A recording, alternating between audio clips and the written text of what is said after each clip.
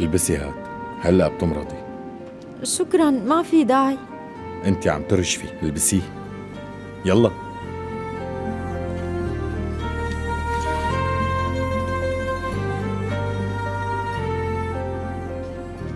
سكري السحاب لتطفي.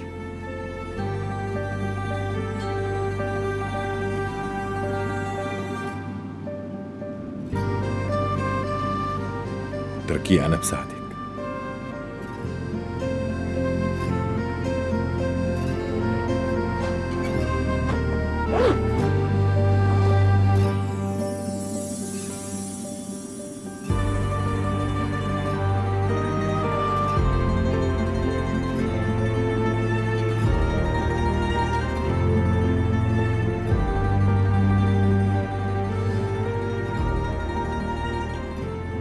أنا رح أحاول أفتح الباب.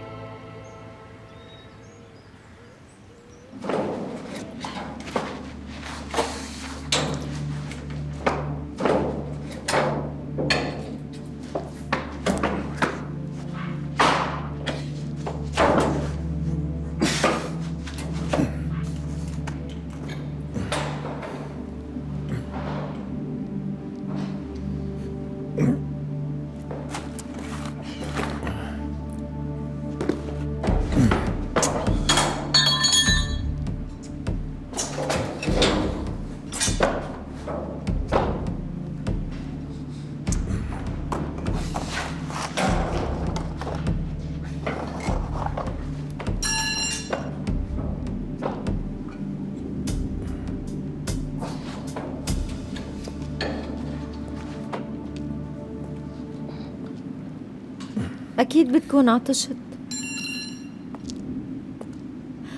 لقيتها جوات هالكرتونة وما حدا شربان منها.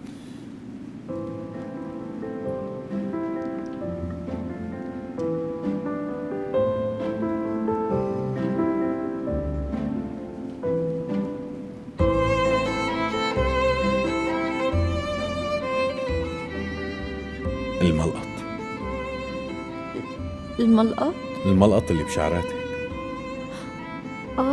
الملقط.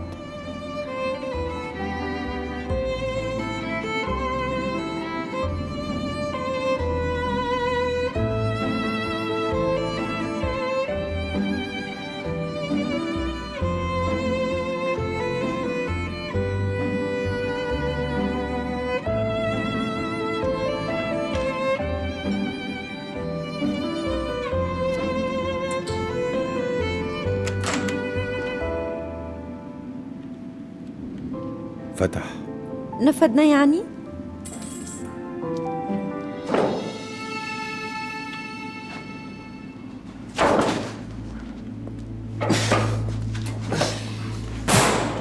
يلعن هالحظ، قفلوا الباب من برا، يعني ما راح اقدر افتحه من هون. طيب شو بدنا نساوي هلأ؟ والله ما بعرف، بدنا ندعي بركي شي حدا يلاقينا.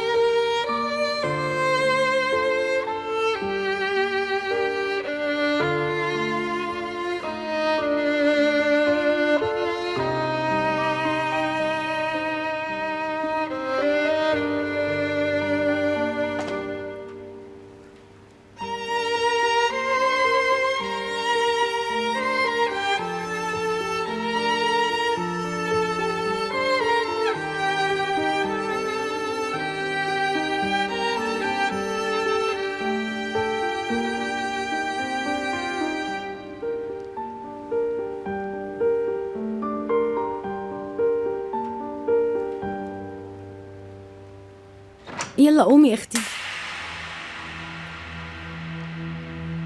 صباح الخير اختي حبيبتي.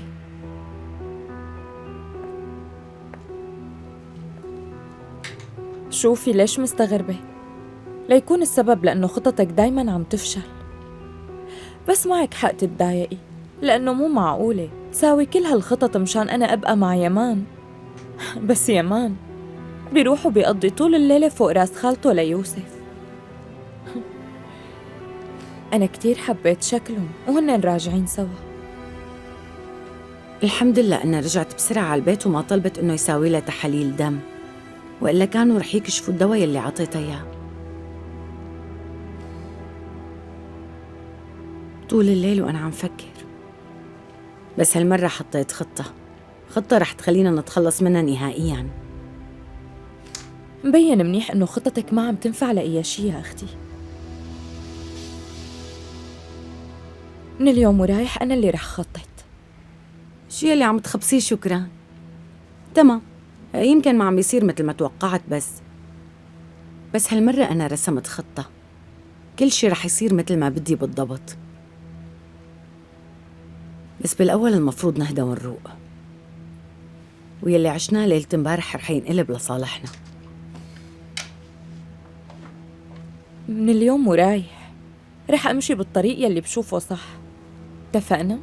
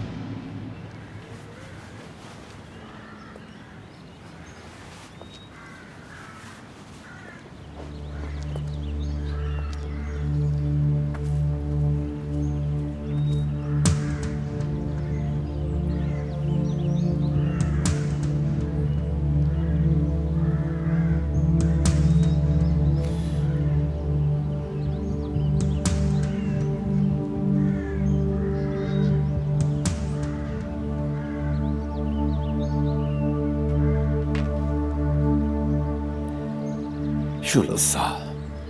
معقولة علي ما قدر ينقذها لشهناز؟ ولا ليكون أنقذها من الحبس وبعدين قرر إنه يسلمها لأخوه المجرم؟ لا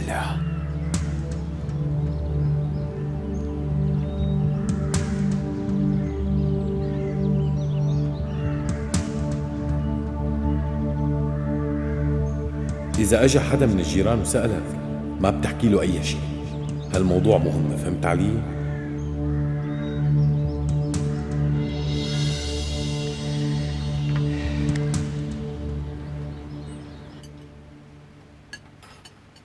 يلا اشرب شوية عصير بردقان.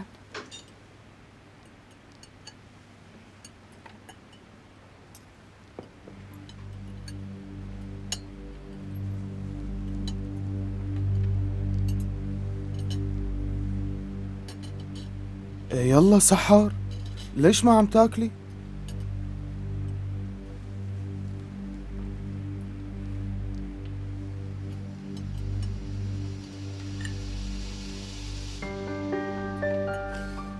ضياء معه حق سحر، انتي لازم تاكلي منيح. امبارح كتير خوفتينا عليكي، وحتى لونك لساته شاحب لهلأ. أنا منيحة، لا تاكلي هم. طبعا حبيبتي انتي عم تتعبي كتير طول اليوم، من جهة شغلك ومن جهة تانية اهتمامك بيوسف، فطبيعي تمرضي وتنهاري. أنا منيحة، والدكتور قال إنه أنا ماني لا مريضة ولا شي.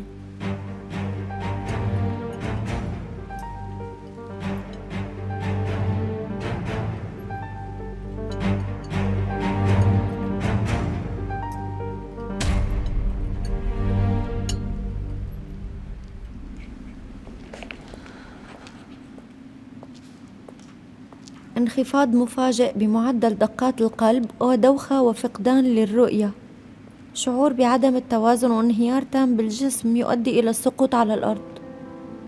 شو قصدهم بهذا الشيء؟ مفتش علي؟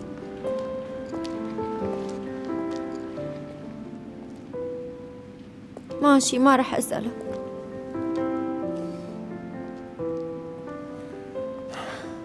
انخفاض مفاجئ بمعدل دقات القلب ودوخة وفقدان للرؤية وشعور بعدم التوازن وانهيار تام بالجسم يؤدي للسقوط على الأرض. الإغماء، هذا هو الجواب. اكتبي واسكتي.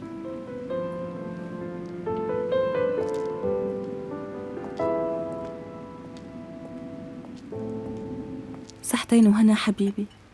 شو رأيك نروح نرسم بالألوان الجديدة خالتي؟ ايه طبعا بنرسم. لا سحر، خليكي لا تقومي. انت كملي فطورك، كلي مشان تكوني قوية. أنا برسم مع يوسف. يلا تعال يوسف البطل، دق كفك لشوف. أوبا. تعال. بس تخلصي أكل بتجي، مو هيك خالتي؟ طبعا رح أجي، ما بتأخر حبيبي.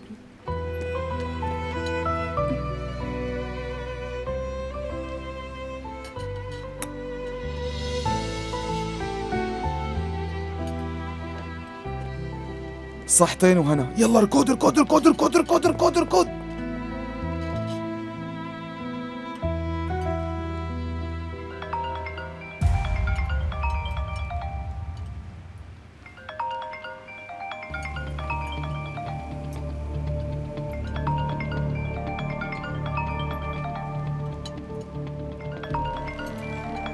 شبيك سحر؟ يلا ردي على تليفونك، بلكي صاير شي مهم.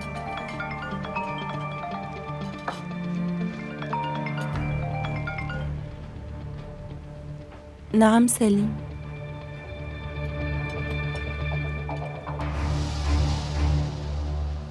كيفك؟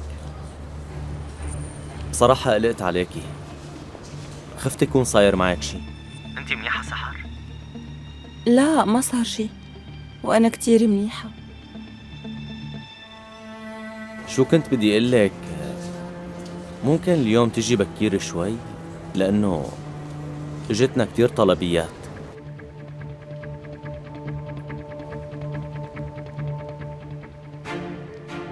ماشي سليم، بجي بعد شوي.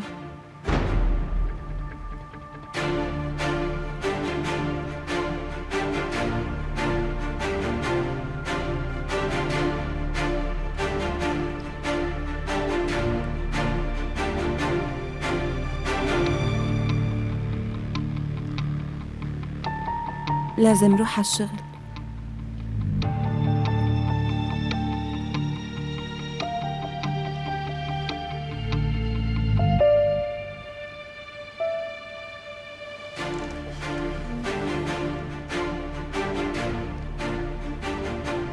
اشتغلتي بأهم يوم بالنسبة ليوسف وتأخرتي وأغمي عليكي من التعب ودمرتي كل شي، ويوسف كتير خاف وزعل. يوسف يلا انت روح على غرفتك، اركض هلا بالحقك.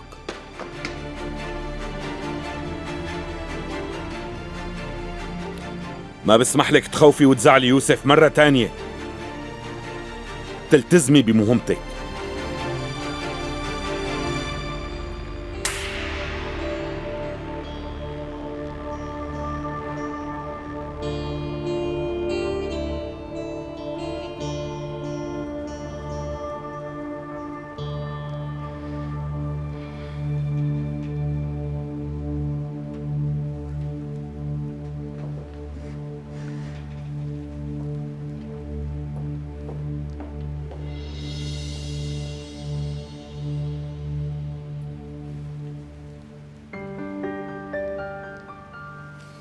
اطلعوا سحر ما أكلت شي من فطورة. في حدا بيتعلق بالشغل كل هالقد؟ أنا رح روح شوف شو وضعها.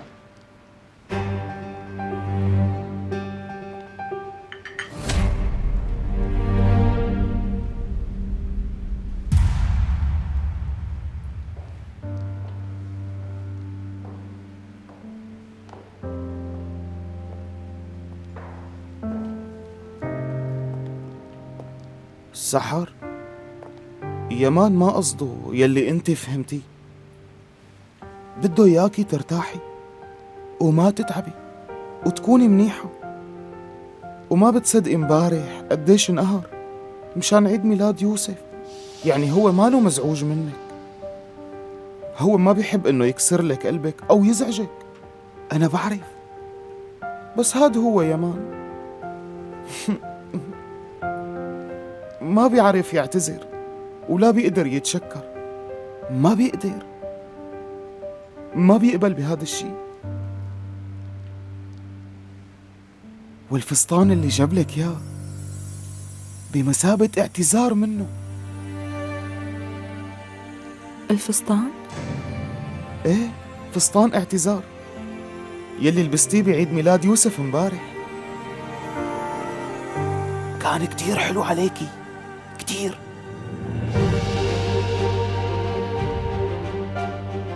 هو اشترى؟ ايه؟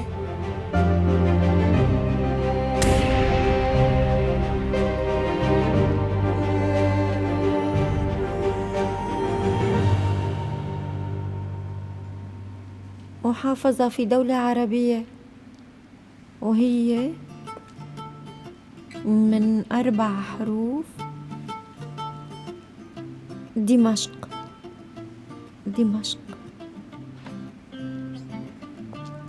يسبح كثيرا. الإمام.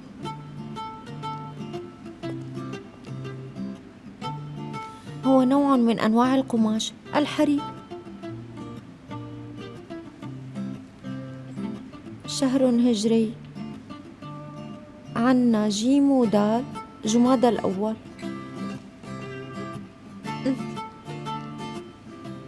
شخصية تاريخية مشهورة. أرطغرل. مو معقول، أكيد الأجوبة موجودة.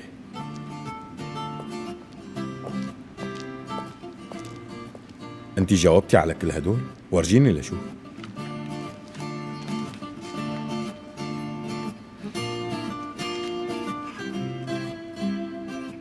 يلا جاوبيني على هالسؤال. مشهور في الأناضول ويقدم مع البقدونس والبصل ولبن العيران. الكباب. أو فينا نقول المشاوي، لأنه الأناضول مشهورة بالمشاوي، وأنا كنت كتير بحبها.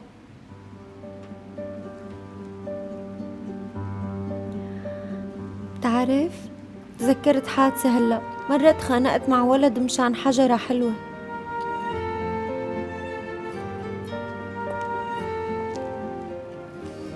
وكنت كتير مشاغبة وقت أجت على ضيعتنا عائلة جديدة ومعهم ولد. أنا كنت راجعة من المدرسة، وأنا ماشية شفت حجرة حلوة وشكلها مثل البيضة. تعرف الأغلبية بيلفت نظرهم الحجارة الحلوة، ولما كنت رح آخدها فجأة بيجي ولد بياخدها بسرعة وبيهرب. وقتها عصبت كتير فتخانقت معه، وبعدين أخدت الحجرة وضربته فيها على راسه وصار يبكي. مستحيل. والله هذا اللي صار. بعدين اطلعت على الولد شفت الدم عم ينزل من راسه. خفت كتير وفورا ركضت وهربت على البيت، وضليت أسبوع ما نام من خوفي. بعدين ما عاد شفت هداك الولد. يوما أنا بتذكره كان هو لابس طاقية لونها أزرق. من هداك اليوم أنا ما شفته لهداك الولد. أنتِ؟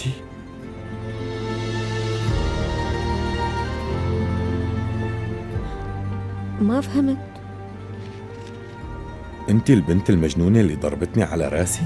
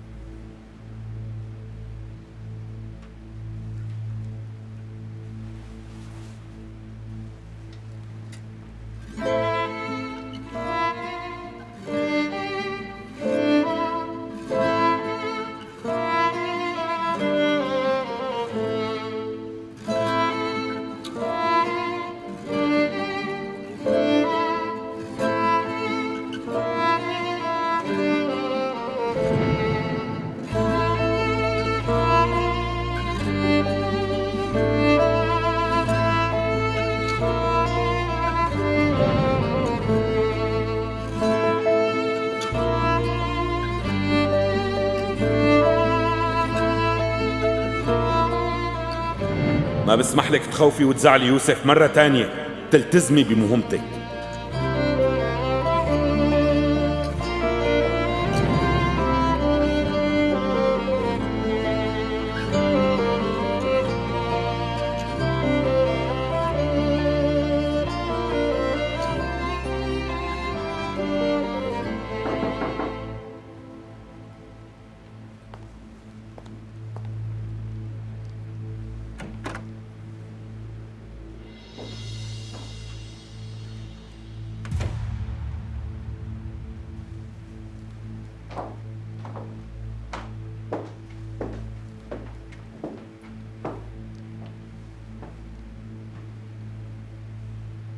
اجيت لرجع لك الفستان.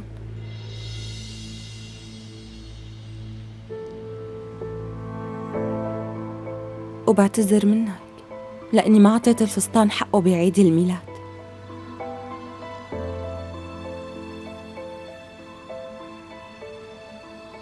بتظن إنه فيك تحل كل شي بمصرياتك، مو هيك؟ وبتقدر ترسم حدود للكل، بس لازم تعرف إنك ما بتقدر تضمد كل جرح عم ينزف بالمصاري.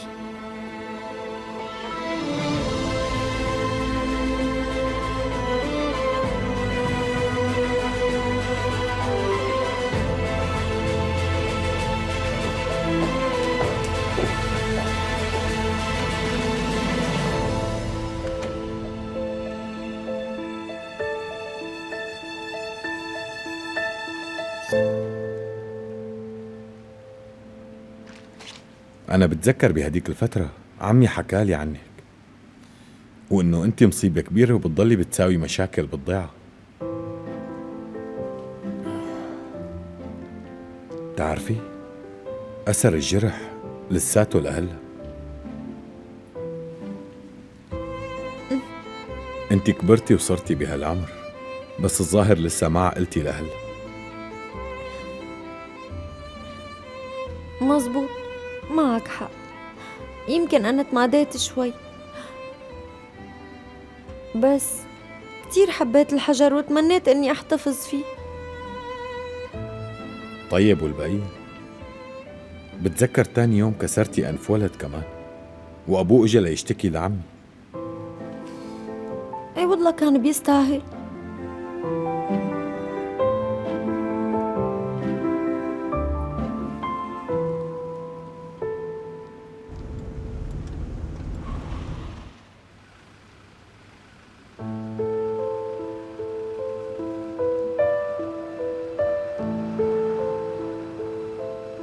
وهي تعبانة عم تروح لعند هذا الطباخ تصطفل مثل ما بدها.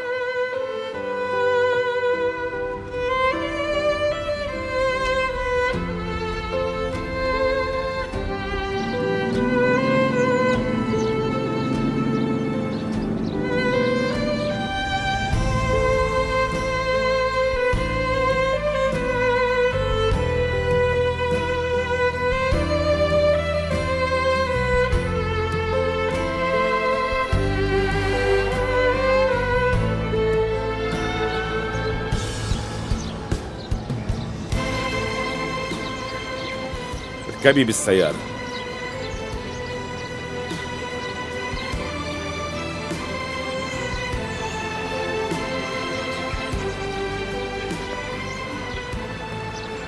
يلا اركبي.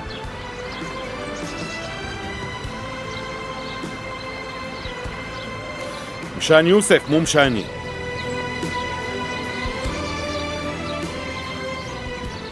لحتى ما تتأخري كتير.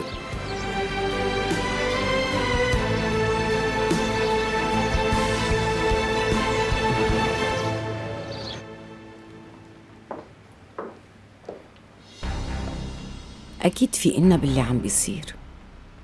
يمان مو من الرجال يلي بيشتروا هدايا. شو صار لحتى اشترى هدية لسحر؟ والله لازم نهنيها للبنت، عم تنجح بالمستحيل. برأيي في شي مميز بهالبنت مو موجود عندي وعندك. اسكتي وبلا هالحكي السخيف. هالغبية شو رح يكون عندها شي مميز؟ وشو السبب لحتى ما حدا عم يقدر يقلع من هالقصر؟ حتى اختي الذكية ويلي بتعرف كل شي ما قدرت تطلعها من هالقصر. انتبهي على كلامك شكرا. أنا لسه ما خسرت هالحرب، فهمتي؟ بعدين بعرف منيح شو عم ساوي. لقيت منافس ليمان، وهو رح يقدر ياخد خالة يوسف من هالقصر، وما بتوقع حدا رح يوقف بوشه. مين هو؟ ليكون قصدك سليم صاحب المطعم؟ ايه هو بذاته. مثل ما أنا فهمت سليم بيحبها لسحر ومتعلق فيها، وأنا رح ساعده مشان يقدر ياخدها. اختي بعد ما البنت سكنت بهالقصر رح تتخلى عن هي العيشة وتروح وتتزوج هداك الرجال؟ ليش لا؟ مجرد وجوده لسليم حوالين سحر بكفي ليخلي يمان يعصب، وبيخليه يتذكر وضع كوثر.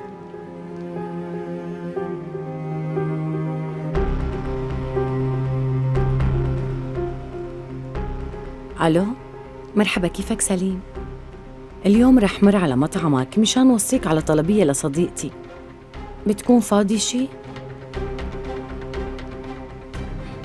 ممتاز كتير، لكن بشوفك ومنحكي.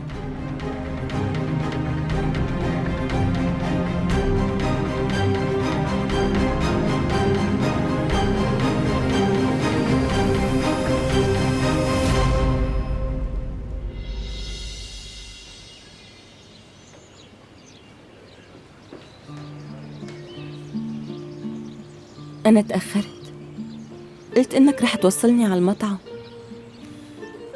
بوصلك بعد ما تاكلي.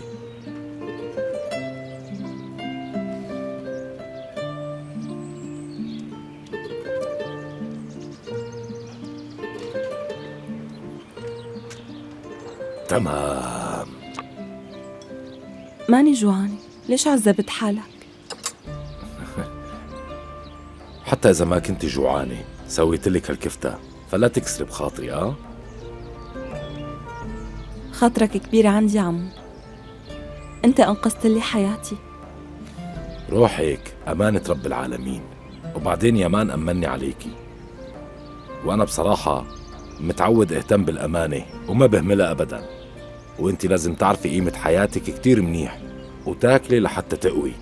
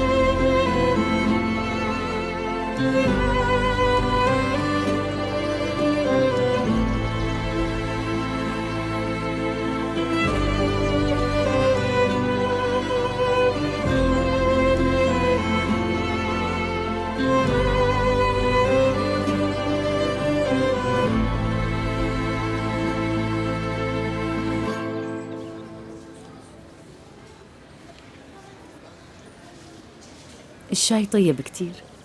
خاص؟ ايه، عندي صديق بمدينة تريزا، هو بيساوي لي هاي الخلطة. كاسة تانية؟ لا شكرا إلك. بتعرف هذا المحل كتير حلو، في هدوء والأكل بياخد العقل. فهمت منيح ليش سحر بترجع من هون وهي مبسوطة. تأخرت كتير، كان المفروض تكون هون. قالت لي إنها رح تجي بكير اليوم. صاير معها شي مشكلة؟ على حد علمي مو صاير شي. يعني سحر ما بتصرح عن مشاعرها بسهولة، بتخلي كل شي جواتها، يعني ما حدا بيعرف شو بتفكر. بس الواضح سحر عم تعطيك أهمية كبيرة. لما اجت لعندي وقالت لي إنه بدها تشتغل بهذا المحل كانت كتير مبسوطة وعيونها عم يلمعوا من السعادة. أنا متفهمة منيح ليش سحر عم تحس بكل هالسعادة والأمان جنبك يا سليم. عن جد هي كتير محظوظة. بالنسبة لأي مرة ما بيهمها شي بهالدنيا غير إنه تلاقي رجال يهتم فيها ويدعمها ويضل واقف جنبها دائما.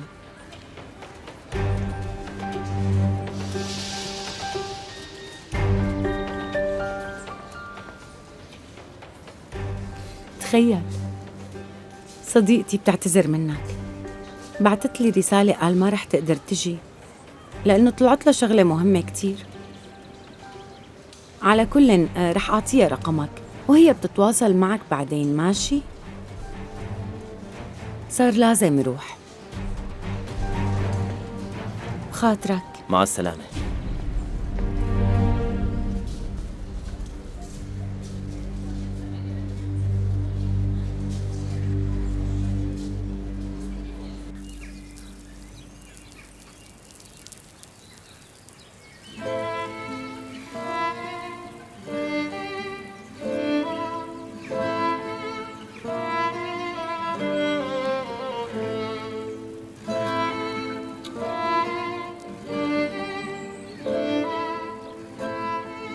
تأخرت كتير، فينا نقوم هلا؟ الشاي ما شربتي؟ شكراً، ما بدي أشرب. بالأول منمر على المشفى، لازم تساوي تحاليل دم. لا ما في داعي، أنا حاسة حالي منيحة كتير. لازم روح على الشغل.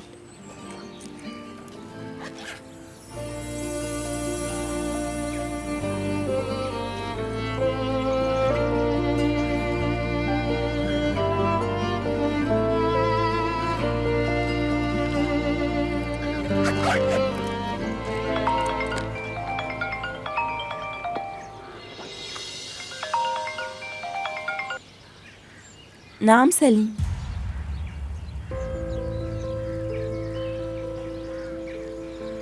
يلا شوي وبوصل.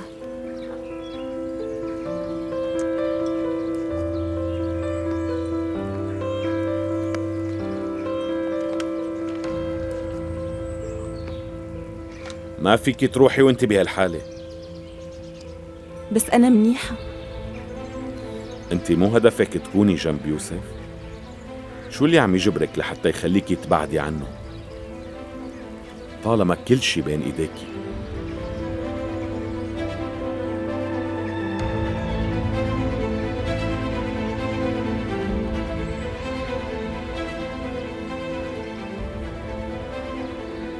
كل شخص عنده مشكلة بهاي الحياة، وواحدة من مشاكلي هي إنه لازم أشتغل، وهي مشكلة عند الكل،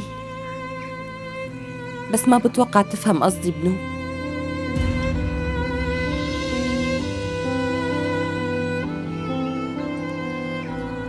يسلم ايديك عمو، الكفتة كتير طيبة. كنت بتمنى ضل أحكي معك بس مضطرة أروح على الشغل. صحتين وهنا، مع السلامة.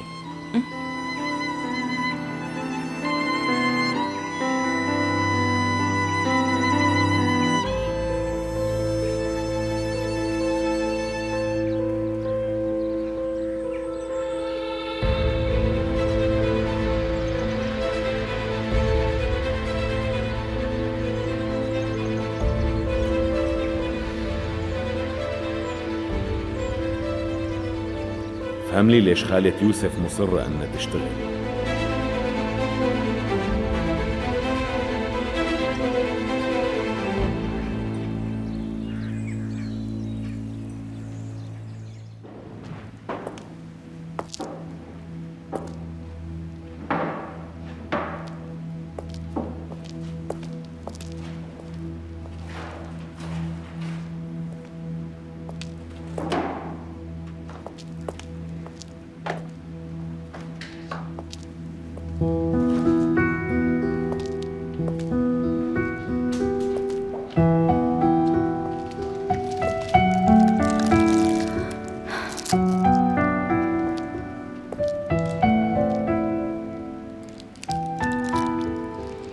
मैं जब परेशान होती हूँ तो एक स्वीट कैंडी खा लेती हूँ।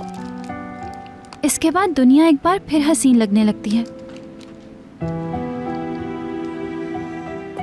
तुम ये टॉफी सिर्फ परेशानी में ही खाती हो क्या? नहीं, असल में जब मैं खुश होती हूँ तब भी ये खाती हूँ, ज्यादा खुश होने के लिए भी।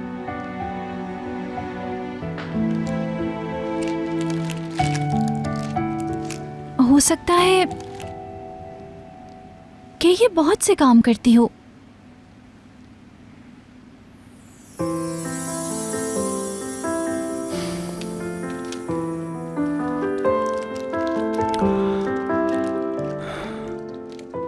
माफी चाहती हूँ,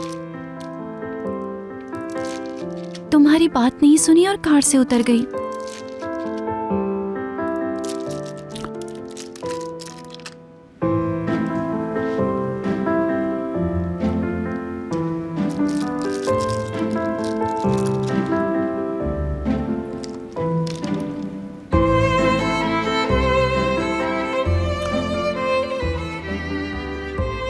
देख रहा हूं तुम इसे बहुत मजे लेकर खा रही हो। ये एक आम सी कैंडी ही तो है। मैं जब इसे खाती हूँ तो कैंडी नहीं समझती, मैं अपनी आंखें बंद कर लेती हूँ। चलो तुम भी ट्राई करो।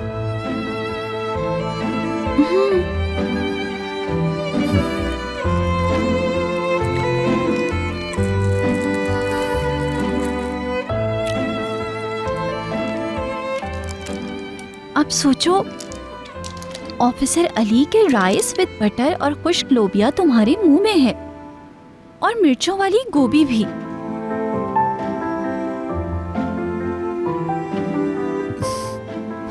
मुझसे ये नहीं हो सकता। अच्छा, मेरे कहने से एक ट्राई तो करके देखो। लो।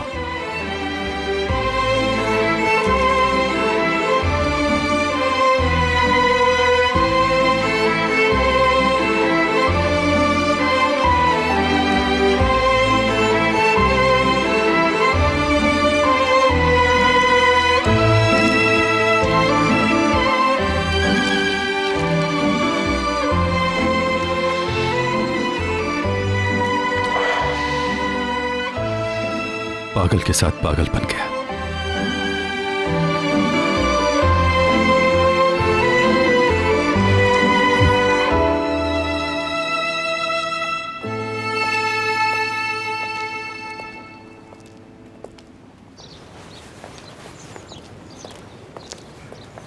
सहर,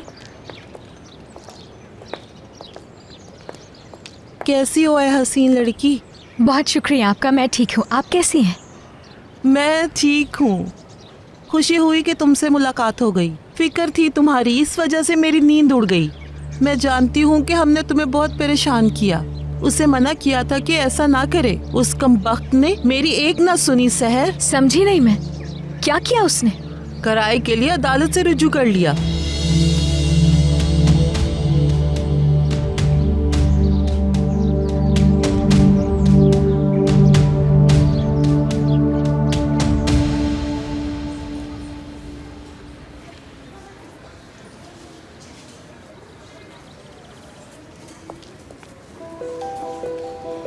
खुश आमदीद।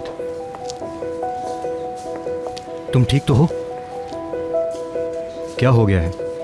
कहीं उस आदमी ने तुम्हें कुछ कहा तो नहीं? कहा है तो बताओ मुझे। अरे नहीं नहीं, कुछ भी नहीं हुआ है। मैं सिर्फ थक गई हूँ थोड़ी।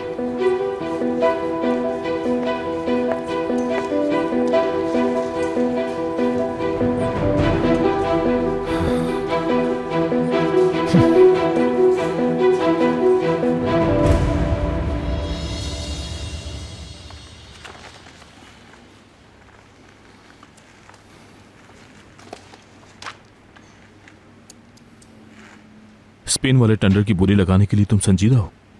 इसमें नुकसान भी हो सकता है। सो अंग्रेज बहुत मक्कार हैं, शायद वो इससे बिगड़ जाए। मैं फैसला कर चुका हूं। ठीक है, जैसा तुम चाहो। फिर मैं मीटिंग अरेंज करता हूं तुम्हारी।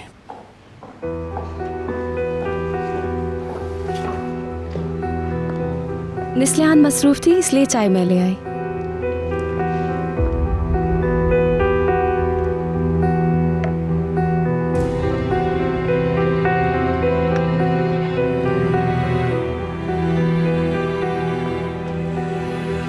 Thank you so much.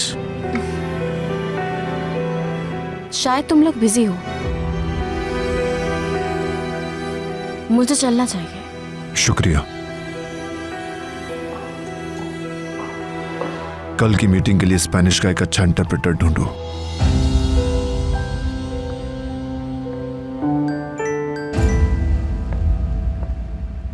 हाँ कहो। ठीक है, शुक्रिया। मैंने यूसुफ की आंटी के काम करने का सबब मालूम कर लिया है। उसे घर के वाजबात के लिए अदालत ने नोटिस दिया है।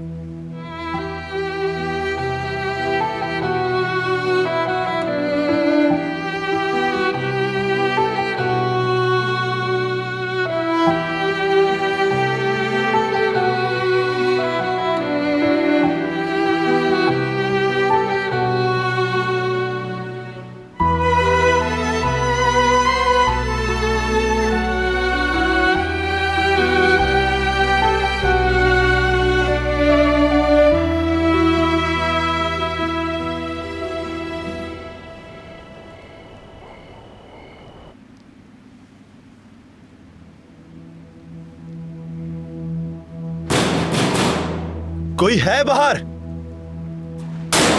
हेलो, कोई सुन रहा है मेरी बात?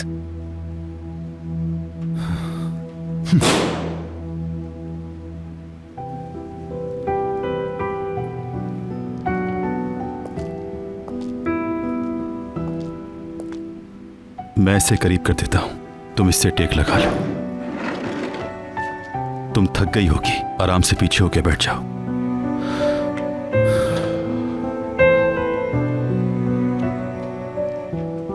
यहाँ कितना और ठहरेंगे? नहीं मालूम। वो हमें ढूंढ ना पाए तो क्या होगा?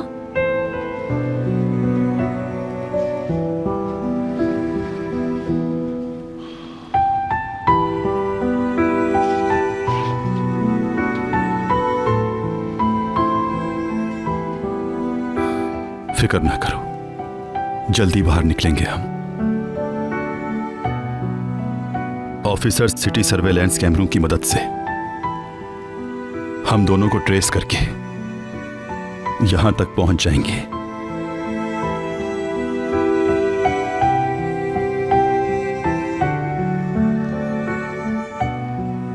देखो, चाहे कितनी भी देर हो जाए, मैं तुम्हें यहां से बाहर जरूर निकालूंगा।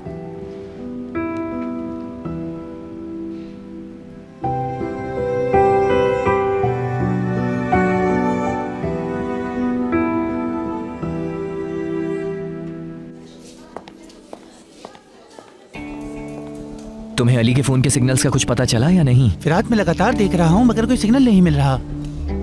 ठीक है, कार की सारी डिटेल्स इसमें है। तुम जरा सिटी कैमरों से कार का पता लगाओ। अच्छा ठीक है। कारा, तुम इस दौरान प्रोसिक्यूशन ऑफिस को टेक्निकल असिस्टेंस के लिए लेटर लिखो। बेहतर है।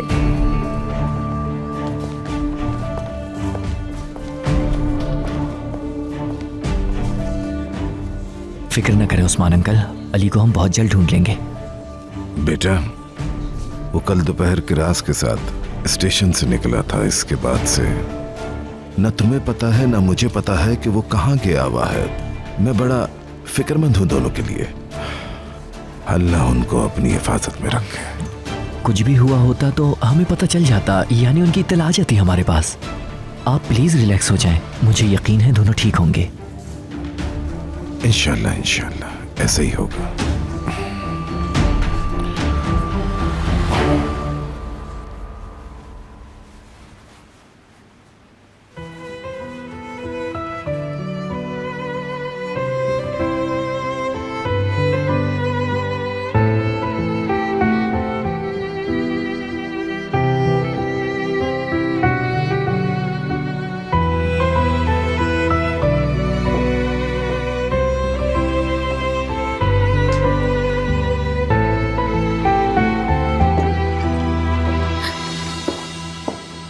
आई एम सॉरी, मैं आपको डराना नहीं चाहता था।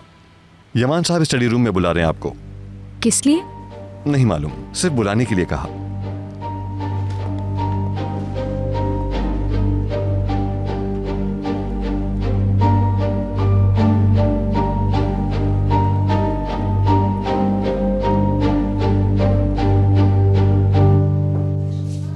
मेरी माँ ने उस्मान अंकल, मैं आपको अपनी गाड़ी में घर छोड़ आता हूँ। नहीं बेटा नहीं, मैं घर नहीं जा सकता। अकेला घर मुझे काट खाने को दौड़ेगा।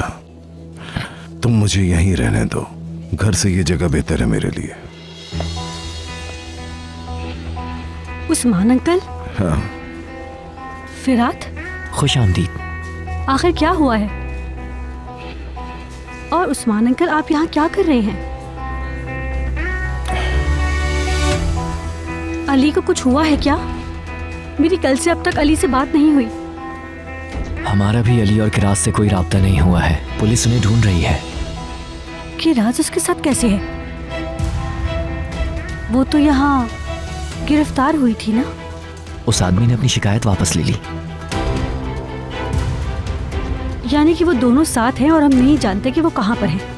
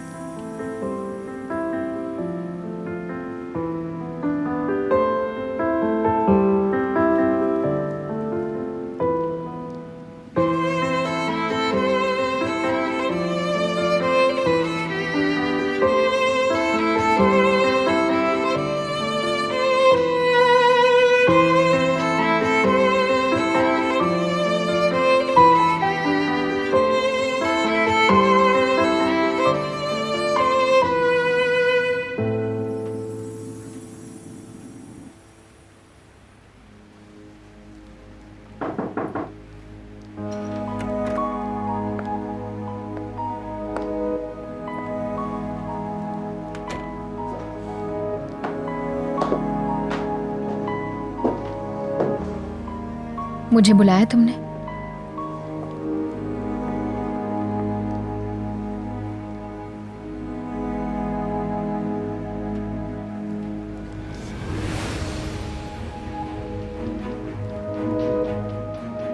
क्या है इसके अंदर?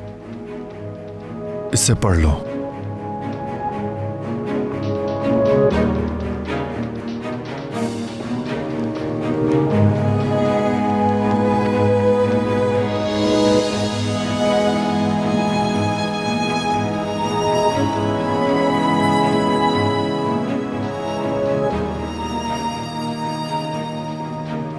तुम्हें अब जॉब की जरूरत नहीं।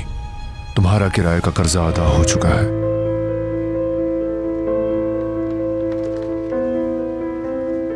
वो कर्ज मेरा बोझ था। मुझसे पूछे बगैर कैसे अदा कर दिया तुमने? क्या लगता है तुम्हें कोई नेकी कर रहे हो? यूं इस तरह मेरे लिए, वो भी मेरी इजाजत के बगैर। जो पैसा मेरा है ही नहीं वो कबूल कर लूंगी मैं, क्या ऐसा लगा तुम्हें? तुम्हारे कर्ज की मुझे कोई परवाह नहीं। मेरे लिए सबसे अहम है यूसुफ। यूसुफ के लिए जो जरूरी होगा करूंगा मैं।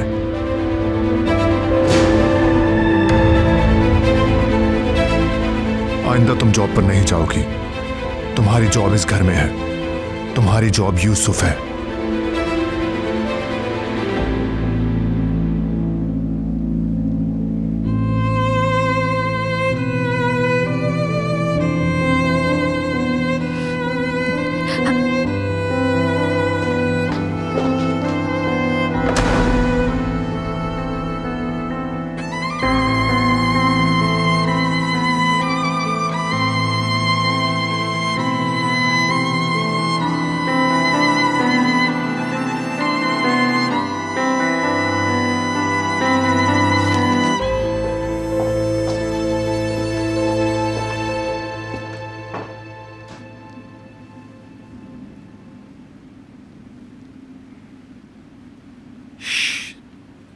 सोती रहो।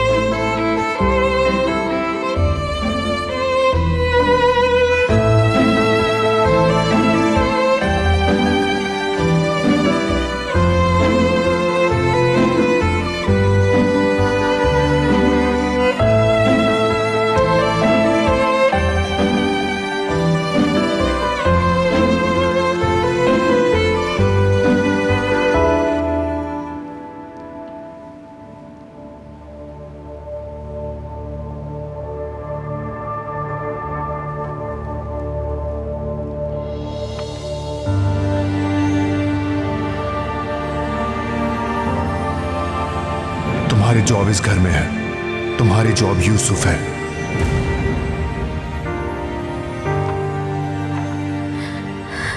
जो कर्ज था मेरा उतार दिया, उसने उतार दिया। कहता है यूसुफ मेरी जॉब है। क्या यूसुफ का ख्याल मैं इसलिए रखती हूं कि जॉब है मेरी? वो मेरी जान है, मेरी बहन की अमानत है।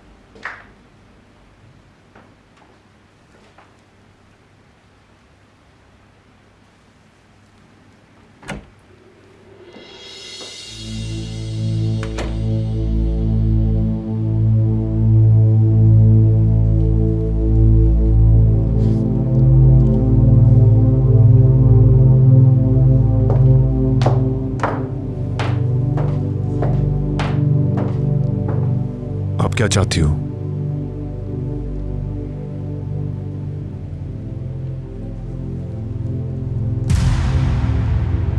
क्या है ये? कुछ ज्यादा नहीं है, लेकिन मेरे कर्ज की किस्त समझ लो।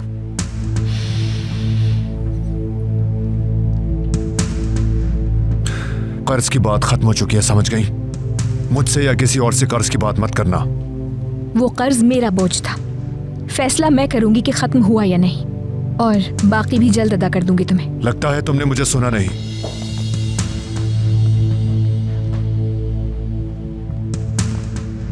अब कोई कर्ज नहीं। मैंने सुन लिया तुम्हें, लेकिन मेरी बात तुम नहीं सुन रहे। बताओ मुझे, सुन रहा हूं मैं मुलाजिम नहीं हूं तुम्हारी, यूसुफ के लिए हूं यहाँ पे, यानी कि उसकी खाला की हैसियत से। मेरी बहन की अमानत है यूसुफ मेरे लिए। यूसुफ और पैसे मैं एक जुमले में इस्तेमाल तक नहीं कर सकती। पैसों के लिए नहीं, यूसुफ के लिए हूं यहाँ पे। आइंदा कभी मेरी मोहब्बत को पैसों में तोलने की कोशिश नहीं करना, क्योंकि ऐसा कोई बदल नामुमकिन है।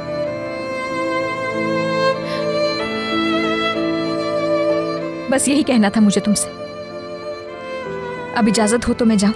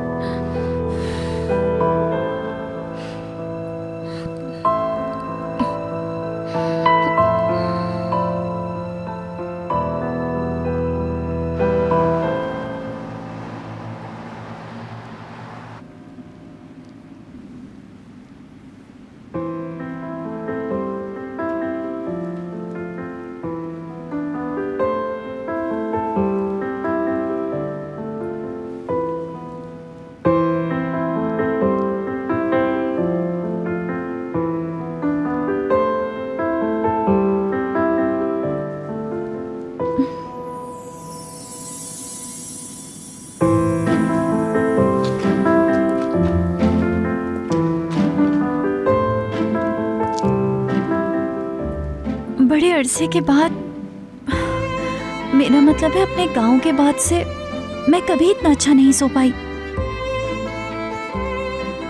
जब तुम्हें सोते देखा मुझे उसी वक्त लगा था काफी दिनों से गहरी नींद नहीं सोई।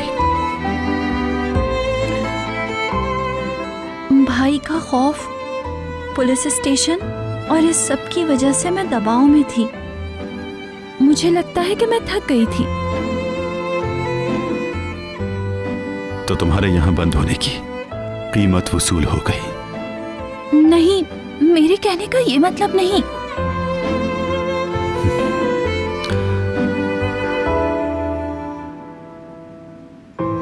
हाँ, मेरा कार्डिगन सूख गया है।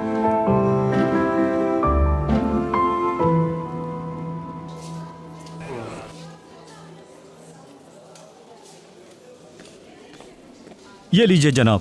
शुक्रिया।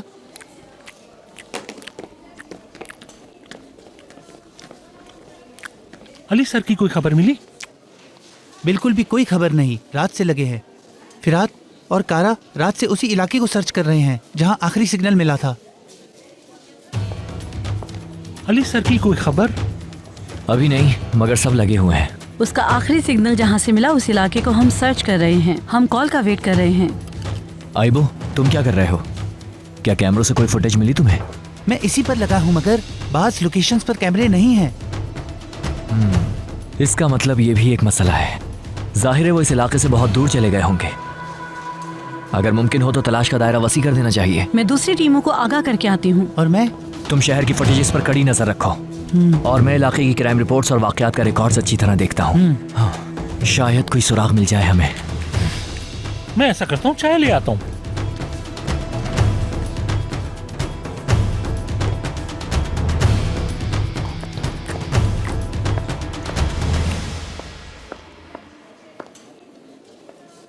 कोई खबर? अभी का कोई स्टेटस है? अभी तक हम ढूंढ रहे हैं। तो तुम अभी तक उन्हें ढूंढ नहीं सके?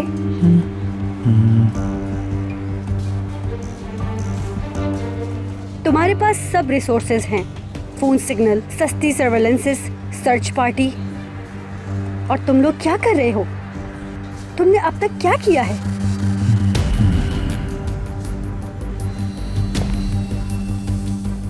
मिस बेगम, क्या हम बाहर चलकर बात करें?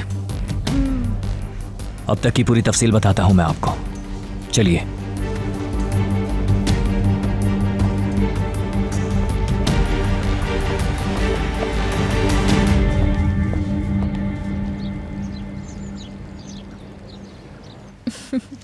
अच्छी नींद आई क्या तुम्हें? मुझे लगता है कि मुझे थोड़ी देर और सोना चाहिए। तो फिर तुम्हें ऐसी कोई खबर सुनाऊं कि जिससे नींद उड़ जाए तुम्हारी? तुम्हें मालूम है क्या हुआ है? मैं आज काम पे नहीं जा रही। पूरा दिन साथ गुजारेंगे। आप अब बिल्कुल भी नहीं जाएंगी? ओह, अभी इस बात को छोड़ो तुम। आज तुम जो करना चाहते हो वही करेंगे। बताओ क्या करना है आज हमें? मैं अम्मी के साथ कभी पार्क जाया करता था। क्या हम पार्क जा सकते हैं? मगर अंकल इजाजत नहीं देंगे क्योंकि पार्क बिल्कुल बाहर बना हुआ है।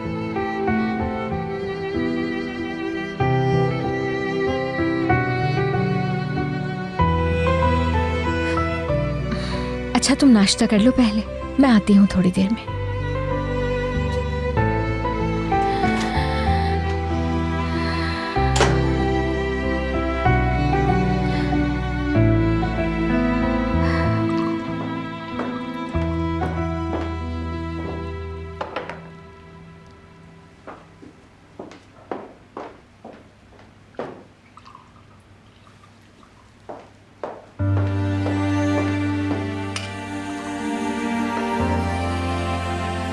कर्ज की बात खत्म हो चुकी है, समझ गई? मुझसे या किसी और से कर्ज की बात मत करना। वो कर्ज मेरा बोझ था। मुझसे पूछे बगैर कैसे अदा कर दिया तुमने? क्या लगता है तुम्हें कोई नेकी कर रहे हो? लगता है तुमने मुझे सुना नहीं।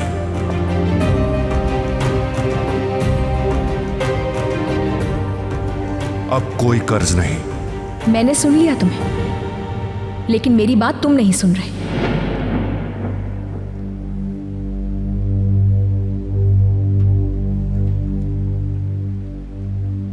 मैंने नाश्ता लगा दिया है यमान साहब।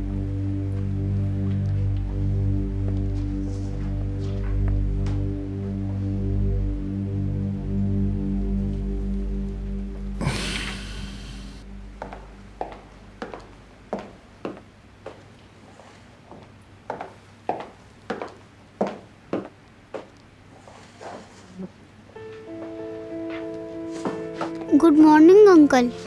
गुड मॉर्निंग मेरे चैंप।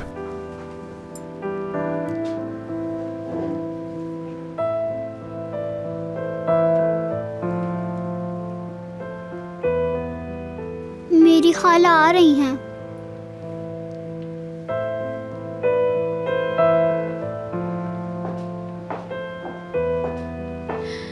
सुबह बखैर। अंकल आपको पता है आज खाला काम पर नहीं जाएंगी, पूरे दिन मेरे साथ घर पर रहेंगी।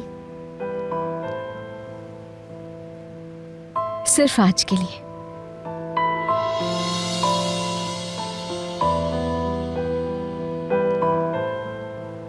यूसुफ तुम्हें पनीर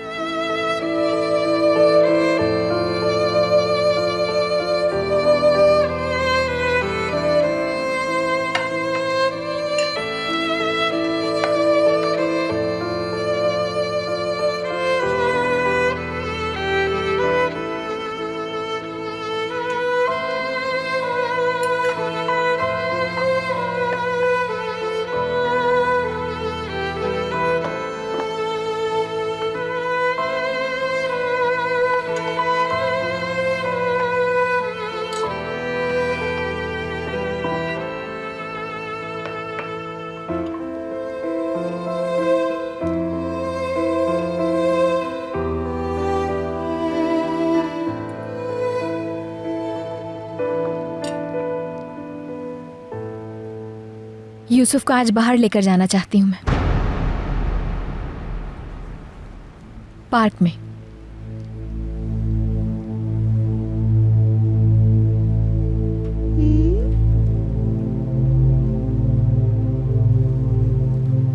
तुम गार्ड्स के साथ जा सकती हो।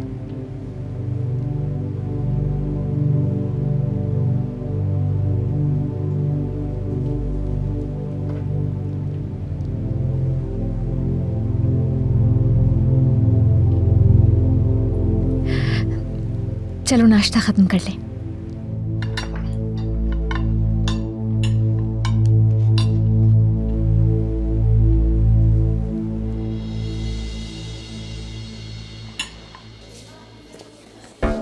सर्विलेंस टीम तक पैगाम पहुंचाया जा चुका है, वो छानबीन कर रही हैं। क्या तुमने सब गैरेजेस और पार्किंग वालों को गाड़ी का नंबर बता दिया है?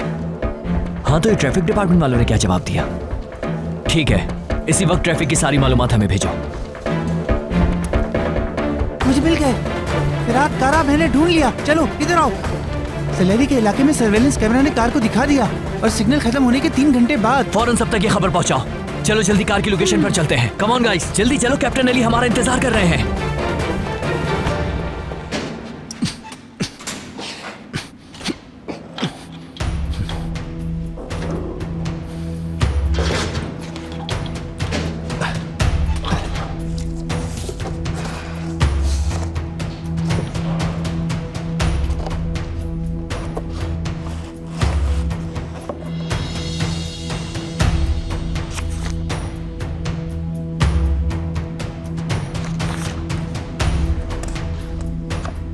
ऑफिसर, एक तो ये दरवाजा खुल के नहीं दे रहा।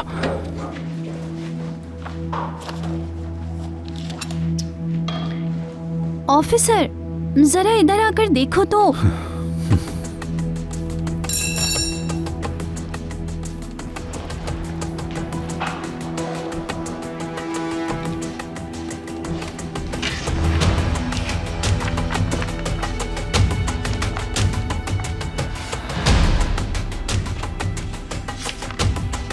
ये तो उन सबके गैर कानूनी कामों के रिकॉर्ड हैं जो हमारे काम आ सकते हैं।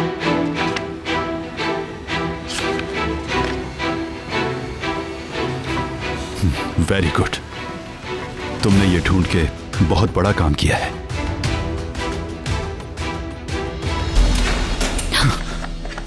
तुम वहां छुप जाओ, जल्दी करो।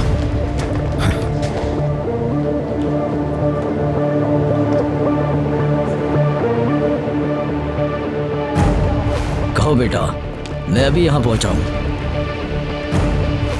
ठीक है, मगर वो इस कबाड़ में कैसे मिलेगा? हाँ, चलो मैं उसे ढूंढता हूँ।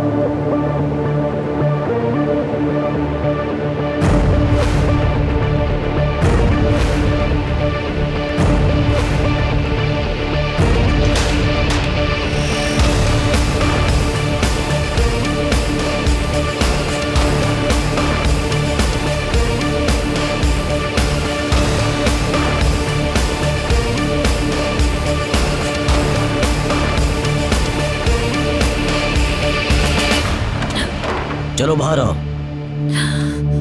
चलो चलो चलो बाहर आओ। कौन हो तुम? तुम यहां क्या कर रही हो? जवाब दो। चलो बाहर आओ, चलो चलो जल्दी बाहर आओ।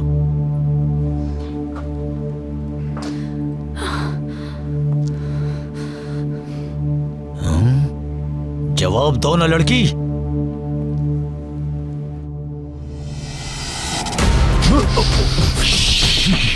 अगर हरकत की तो गोली मार दूंगा। गन हटाओ।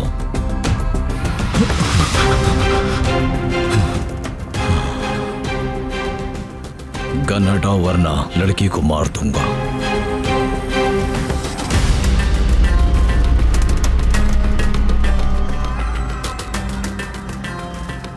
सुना नहीं मैंने क्या कहा?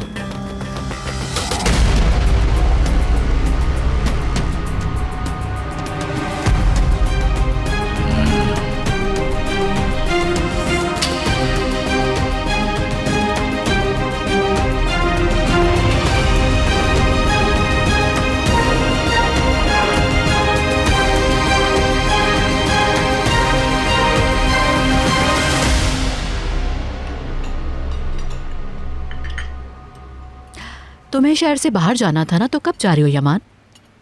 नदीम इंटरप्रेटर के साथ आ रहे, उसके आते ही निकल जाएंगे।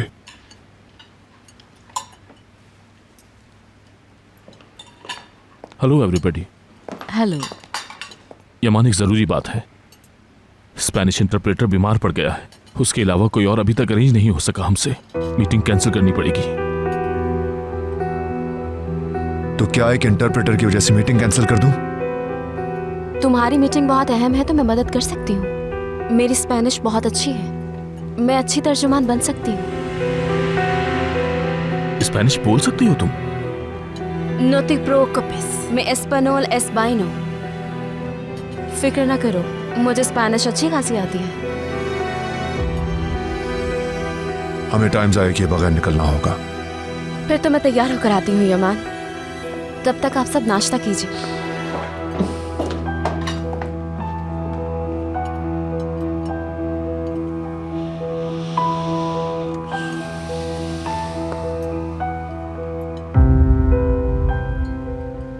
तुम यूसुफ का ख्याल रखोगी और देर मत करना।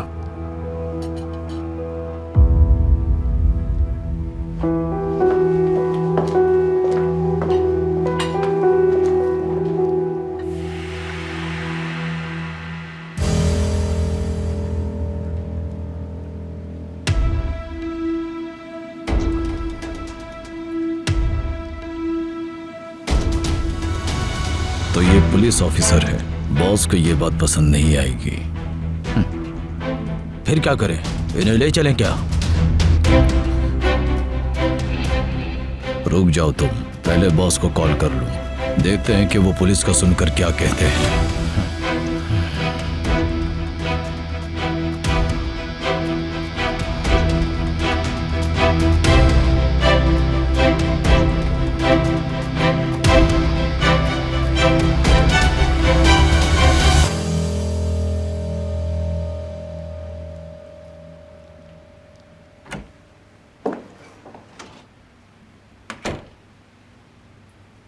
तुम तैयार नहीं हुई अब तक? वो तुम्हारा इंतजार कर रहा है। मैं तो तैयार हूँ, उन्हें कुछ देर इंतजार करने दें। इतना रिलैक्स होने की जरूरत नहीं है। तुम्हारे जाने के बाद मैंने एक बात सोची है सुहाल।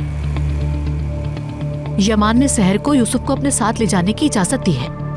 अगर इजाजत दी है तो ऐसा क्या हो गया? वो शहर से बाहर जा रहा है और उसे सहर पर इतना भरोसा हो गया कि उसने यूसुफ को उसके हवाले कर दिया। अहम बात यह है।